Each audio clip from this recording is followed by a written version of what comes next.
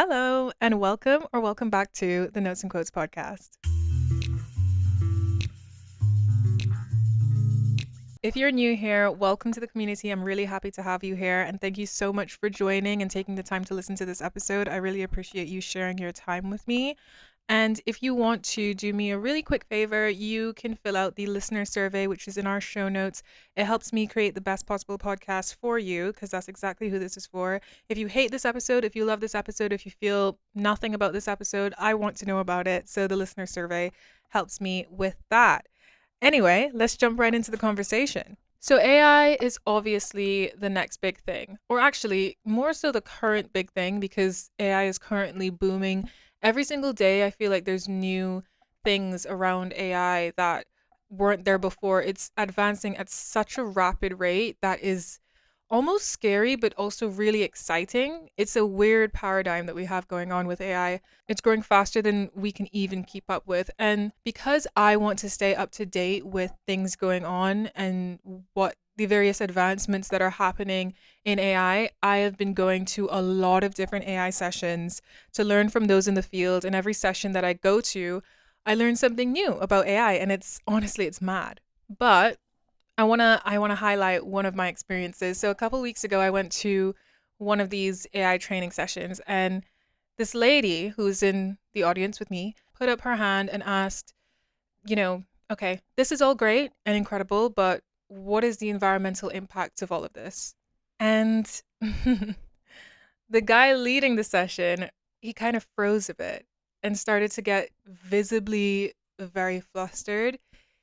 So he paused and he kind of stuttered when he was speaking and said, "Look, ugh, these texts, this AI, of course, it uses a lot of energy to power them, and they've been proven to not have that great of an environmental impact, but like because of data mining and data centers and all this stuff. But my philosophy to this outcome or whatever is that if it's going to kill all of us, it's going to kill all of us. And we might as well learn how best to use it, even if it's going to kill us." And the level of awkwardness after that response, everyone was kind of like silent and no one was really agreeing with him. It was just awkward. It was just awkward. And he kind of just tried to move on to the next thing. I mean, he did talk about it for a little bit. And I think after a while, people were trying to think of other ways that you can help the planet and use other things and stuff. But it was awkward because that's kind of the ongoing conversation. We don't know what AI and climate change and environmental degradation, the relationship there, how are we going to manage that? That's one of the big questions in the sustainability and in the climate sphere right now. And also, hopefully, it's a smaller conversation, but it should be a larger conversation in the tech sphere as well. But honestly, this man's bluntness kind of, and his just philosophy, as he called it, kind of struck me. And I think it definitely struck some of the others in the session. And it prompted me to think not only what is the relationship between AI and climate change, or the climate crisis rather, but how do we handle it? And what should our outlook be towards all of this? So, of course, in typical fashion, I thought this needs to be an episode. We need to talk about this with the Notes and Quotes community. We have to talk about this. And I went down the pondering and researching rabbit hole. And today we're going to talk about all things AI and the environment. Now, please note, I am not an enemy of AI. I'm a climate advocate. I care about sustainability. I care about humanitarianism. I care about all of those things, and I advocate for them. But I also advocate for humanity's growth and advancement and innovation and creativity. And AI is all of that. So today we're going to talk about the negatives of AI and the climate crisis, and we're going to talk about the positives of AI and the climate crisis and how we can balance those two things based on the research that we have so far. Because as I said in the beginning, there's new advancements every day. So who knows? In a few months, this episode might be a bit outdated, and maybe we'll do an update about AI and climate change.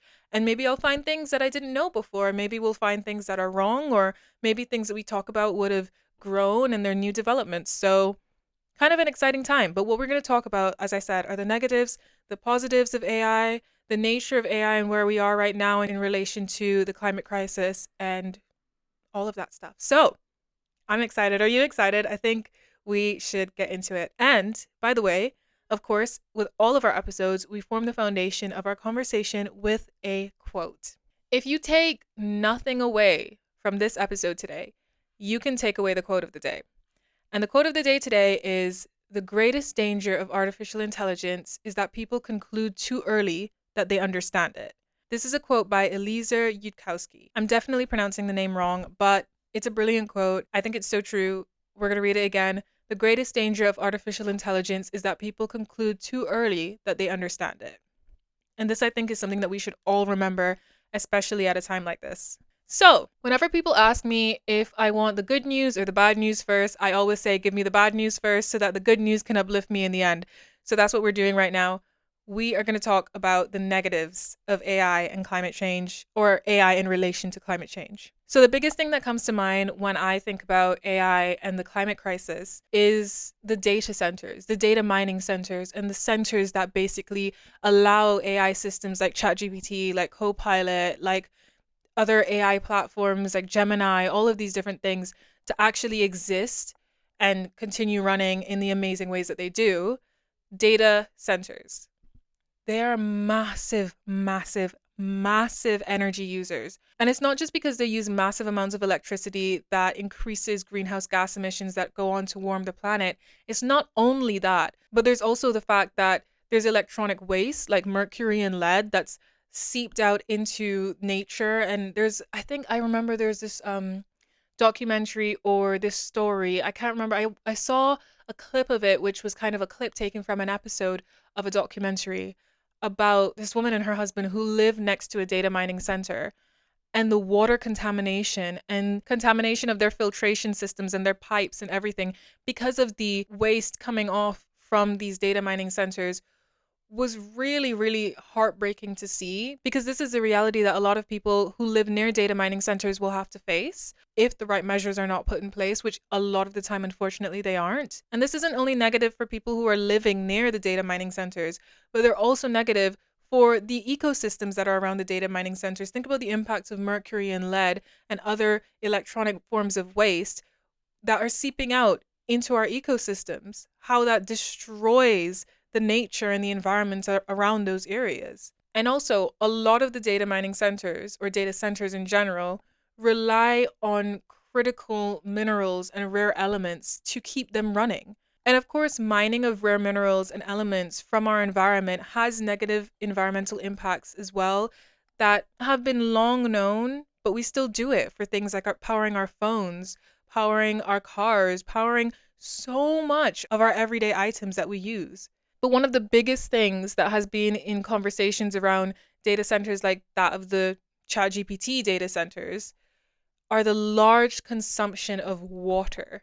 And I didn't think about this. I really did not think about this until I started to see and hear the conversations around this topic. First of all, one of the things that I didn't even know before I'm going to say what I'm going to say is that water is one of those scarce resources on our planet. There is a water scarcity going on around the globe on our planet that is not talked about enough. I feel like we talk about water scarcity in certain regions and in certain countries, but globally, there is a water scarcity.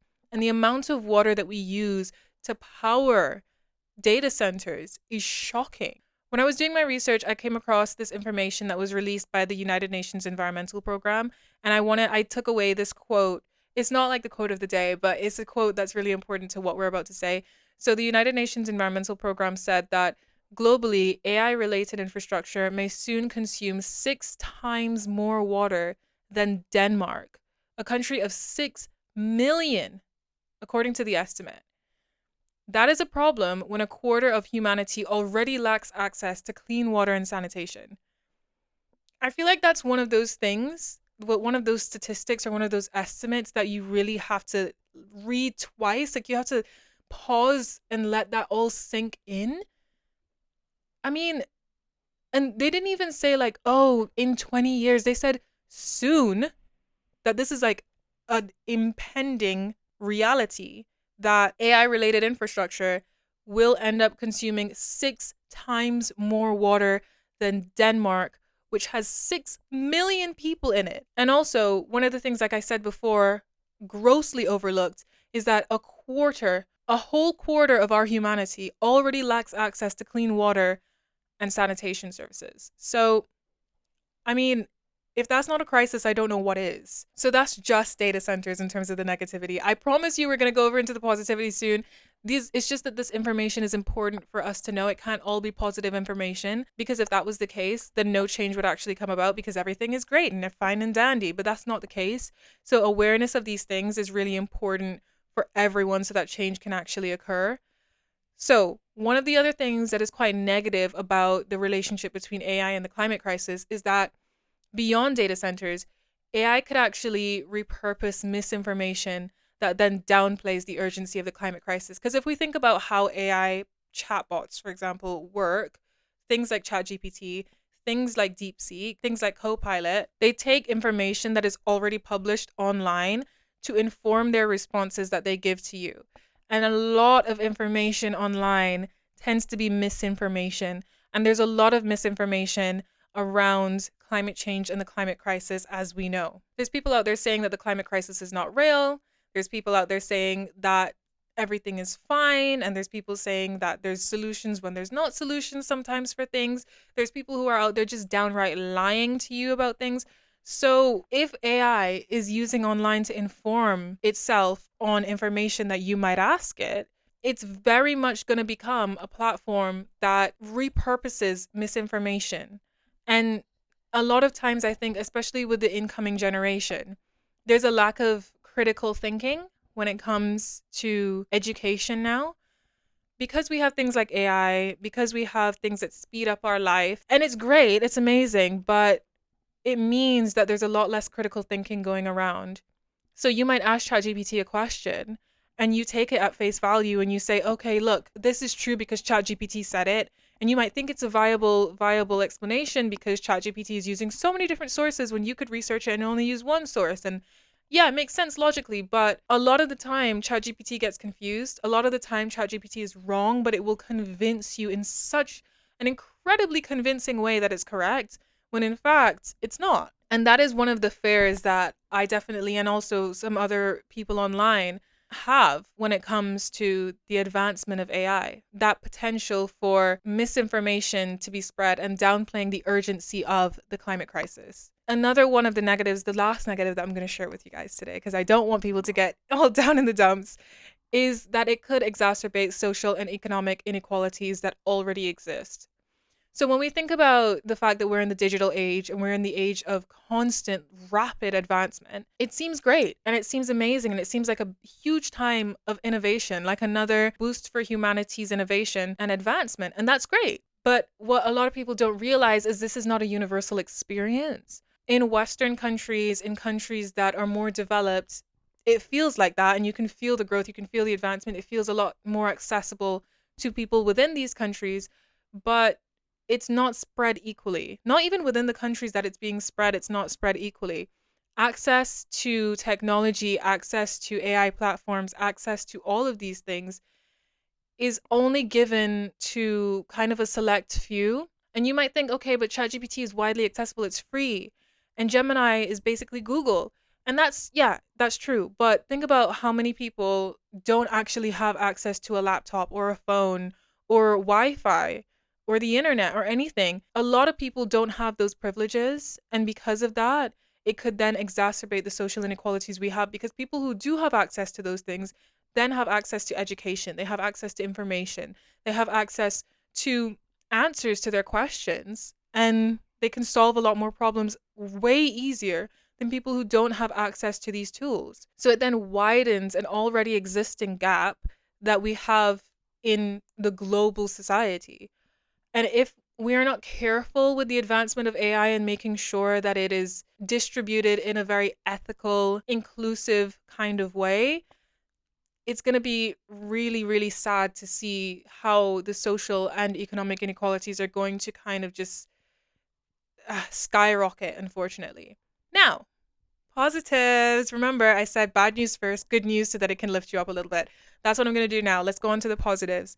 So, there are some positives. AI could be extremely valuable in monitoring environmental trends, and it can be useful in helping governments, businesses, and individuals make more planet-friendly choices.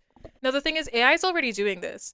I feel like there's been a lot of talk around the fact that AI is making it easier for scientists and analysts and stuff to track environmental trends and to anticipate certain things that are certain natural disasters that might be coming. So it's a really positive thing in the sense that AI can help us in monitoring environmental things, and we don't have to be as slow. We're allowed to be a lot more efficient and have more, I don't know, better working systems when it comes to tracking the environmental crisis. And with that, you can use that information to inform governments and just our everyday individuals, and especially businesses, heavy on the businesses side of things, because corporations, businesses, they are kind of one of the major contributors to the crisis that we are in. So I feel like if we were to have AI systems that were to be able to do the jobs of people who are working in the sustainability sphere and make it more efficient for them, we can accelerate more planet friendly choices, as what I just read said. And then from the London School of Economics, there's another quote that I wanted to read, which was actually I was really pleased to hear this. So let me read it for you. And I have, by the way, this is, this is not a word for word quote, because when I was reading the London School of Economics quote, I had to read it about 3 times. I've been out of school for a while now. I've been out of school, well, not really a while. It's been a year since I graduated, but my brain is no longer on the graduate speech. Okay, I'm no. It was too complicated for me to read out to you guys, so I simplified it. You're welcome. Artificial intelligence and machine learning, which helps find patterns in data, are transforming how we collect and understand large and complex information. This makes it easier to make smart, data driven choices for climate action. AI can help with the climate research and prediction, guide decisions in financial markets like forecasting carbon prices, and even support education and behavior changes, such as encouraging people to make greener choices based on their own habits in their everyday lives, or showing the carbon footprint of products to help them decide what they buy.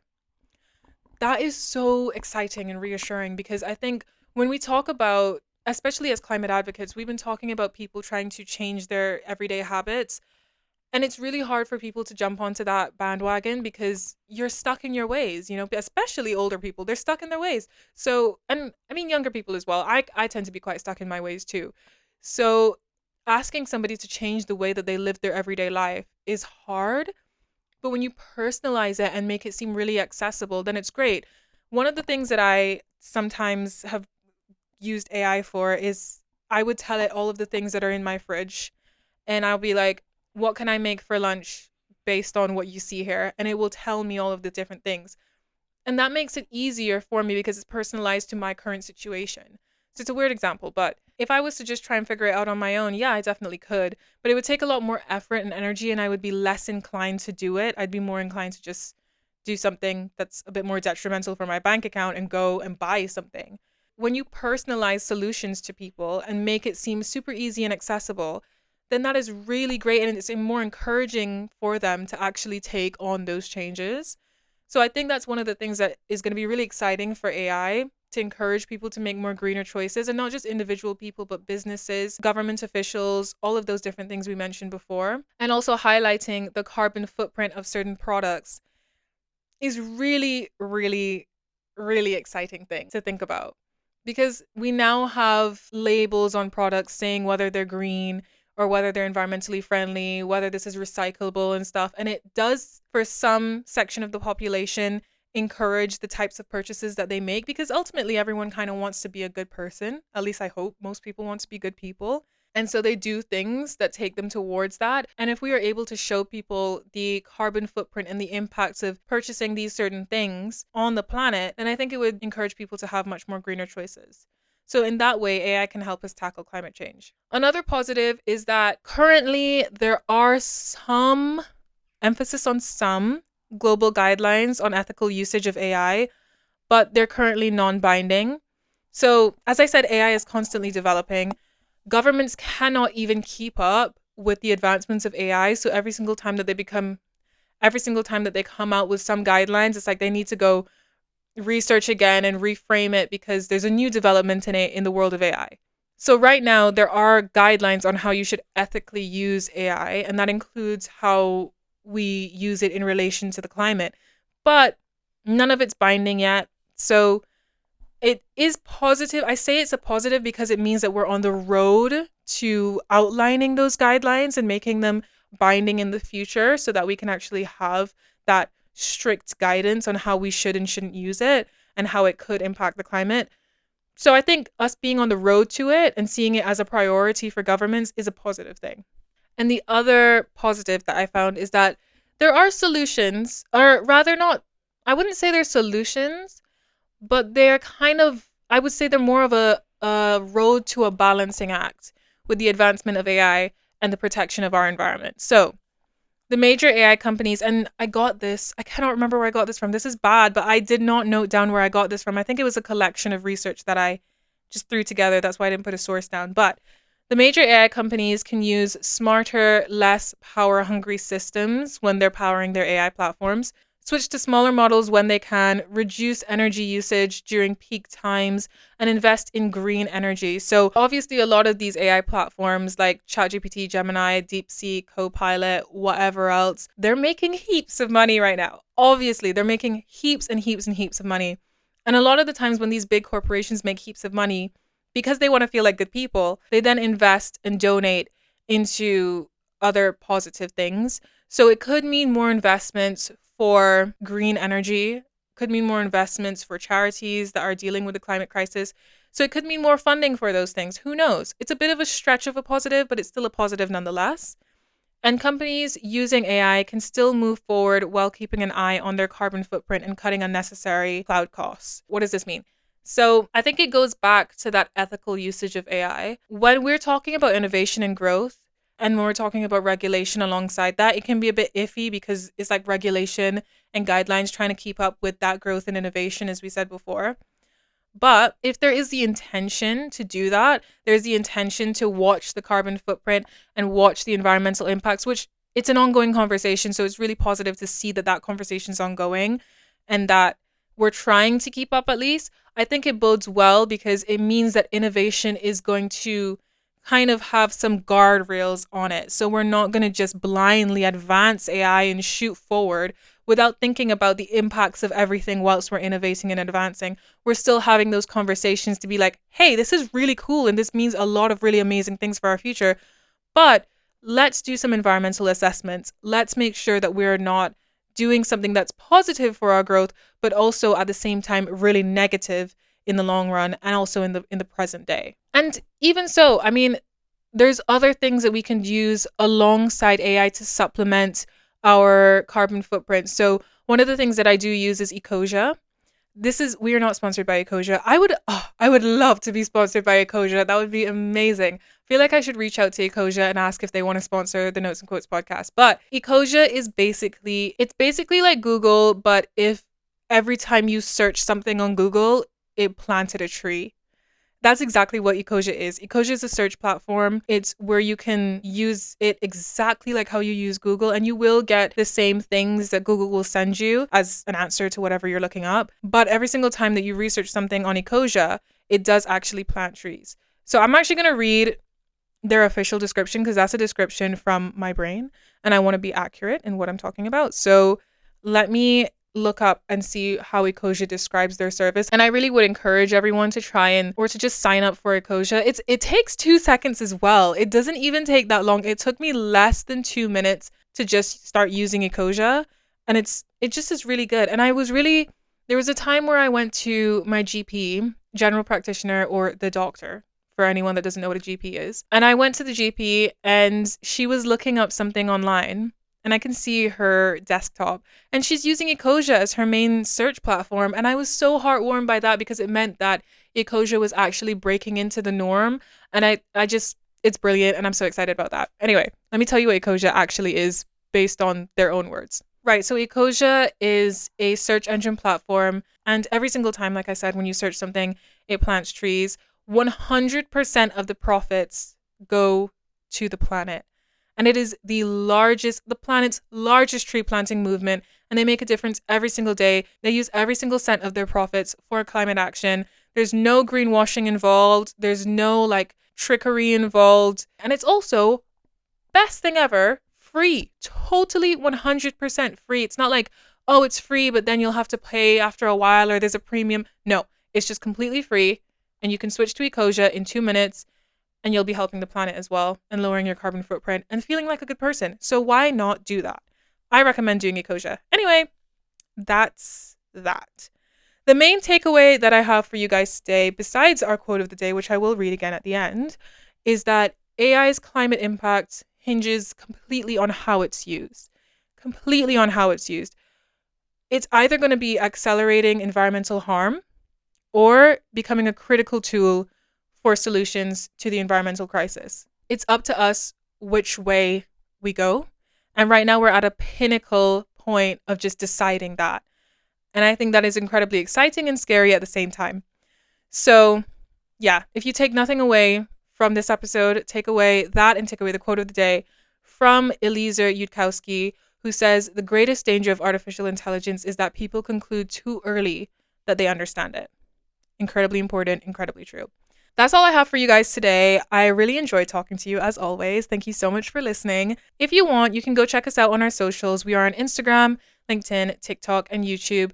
Video exclusively on YouTube. That's where you'd be seeing me talking to you, looking you in your eyes, and talking back to you. Well, you're not talking back to me, but maybe you are. Hey.